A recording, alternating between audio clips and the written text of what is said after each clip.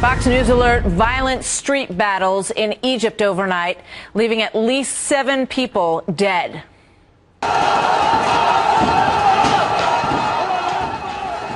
Listen to the strength of that crowd and the anger that is bubbling within it on both sides of this. The supporters and the opponents of President Mohamed Morsi stormed right up to the gates of the palace there, and then they got into this clash that you see playing out in Cairo.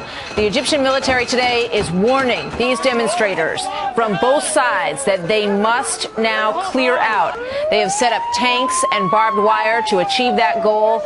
Very volatile times right now, and that's how we start a brand new hour today of America's Newsroom. Good to have you with us, everybody. I'm Martha McCallum. And I'm Bill Hemmer. Good morning again. Many of those protesters defying the military orders, staying camped out at the palace overnight. And now the violence comes as President Morsi meets with military leaders to talk about how to stabilize the country. David Lee Miller has been watching all of this unfold. He joins us now from our Mideast Bureau. And it seems like the violence is really reaching a new level right now, David Lee. You're right, Martha. For the first time here, we're really witnessing Egyptian against Egyptian in the streets of Cairo. The latest clash is taking place outside of the presidential palace. On one side, as you mentioned, the supporters of President Mohamed Morsi. On the other side, secular groups who say the new constitution proposed by Morsi and the Islamists is something they cannot agree with. Each side threw fire bombs and rocks. There was also gunfire. And in addition to the 7 dead that you just mentioned, there were 600 or so who were injured. The commander of the Republican Guards tried to assure Egyptians that it is not going to take sides. The Republican Guards are tasked primarily with protecting the president in the presidential compound. In the last few hours, the Guard ordered protesters to leave.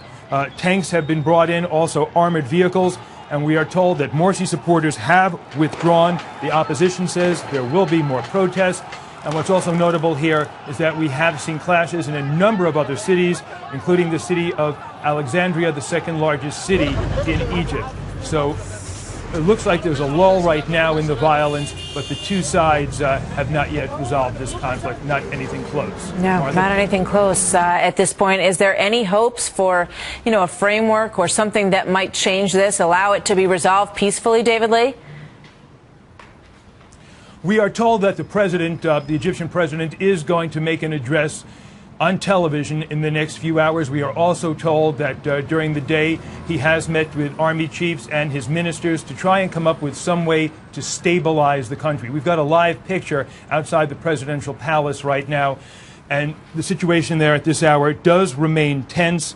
Egypt's vice president said he has, and these are his words, personal ideas to resolve the dispute, to come up with amendments that would be applied to the proposed constitution that would be agreeable to the opposition. But right now, the position of the opposition, Martha, is this: there will not be any dialogue. Dialogue will not take place until Morsi says there will not be a referendum on the constitution, and he withdraws those additional powers that he took on a few weeks ago. Right now, the deadlock continues. The position from the opponents of Morsi sums things up this way. One of their leaders said that, as far as they're concerned, Morsi is essentially the new Hosni Mubarak. Back to you.